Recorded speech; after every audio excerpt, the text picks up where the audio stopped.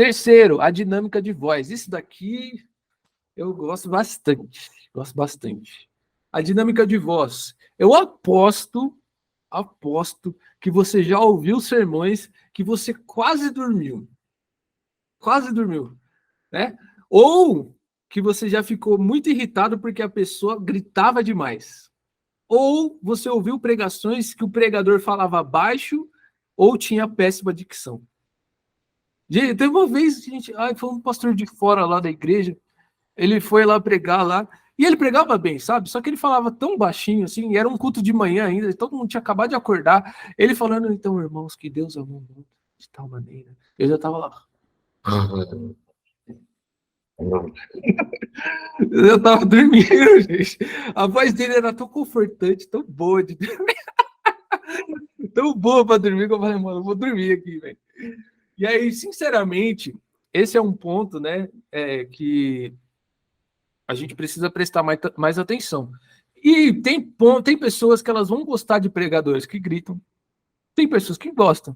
Tem pessoas que gostam que pregadores se falem mais baixo, tem pessoas que gostam de pregadores mais dinâmicos. A questão que você deve se perguntar é: eu estou sendo claro naquilo que Deus me mandou falar? Porque não importa se você está gritando, se você está falando baixo, se você está sendo dinâmico, você precisa se fazer uma pergunta. Eu estou sendo claro para essa pessoa? E aí, na maioria das vezes, se você grita demais, você não está sendo claro.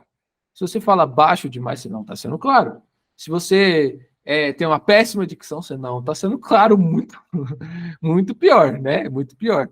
Por que eu falei? Essa parte da dinâmica de voz, gente, eu gosto bastante porque a dinâmica de voz é como uma música. Ela precisa ser coerente com cada momento. Terá momentos que é bom você falar mais baixo, outros você pode elevar um pouco a voz para enfatizar alguma coisa importante. Outros você pode falar num tom diferente para ilustrar uma situação, por exemplo. Entendeu? Você pode usar a dinâmica da sua voz, né? É meio que quase uma atuação aí, digamos assim, né? Mas você usa como uma forma, né, para você ser mais claro com aquilo que você está falando. Um dos maiores problemas é isso, gente, que eu vejo muitos pregadores, eles falam sempre no mesmo tom. Tá sempre falando ali, ai, sei lá o quê. Ou então só tá sempre gritando. Eu fico muito irritado, porque eu não compreendo o que o cara tá falando. Talvez o cara tá falando a pregação mais bíblica que existe.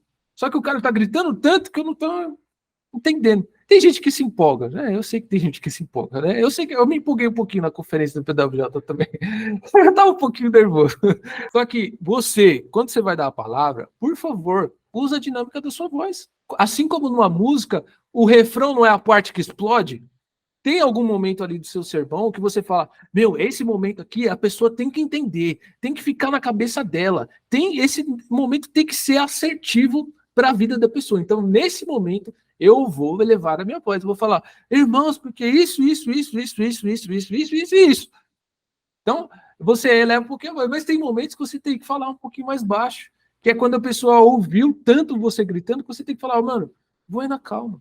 Na música até a gente gosta de falar, né, que o silêncio também é música.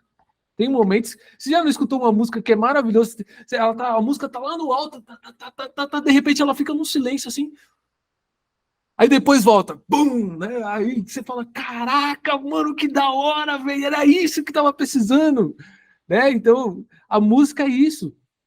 A música nos ajuda a entender a dinâmica da nossa voz. Então, você, meu querido, usa a dinâmica da sua voz, né? Usa dinâmicas na sua pregação, na sua ministração, para você ser mais efetivo. Não fica sempre no mesmo tom, sabe? Sabe? Não fica sempre no mesmo tom. Sempre tente dinamizar a sua voz. Tá bom? Faça uma piadinha aqui, faz uma piadinha ali, sei lá, traz um tom mais hilário, traz um tom mais de suspense, sei lá, faz o que você quiser. Só não fica falando o mesmo tom de voz, do mesmo jeito, todo jeito. Aí não dá, né?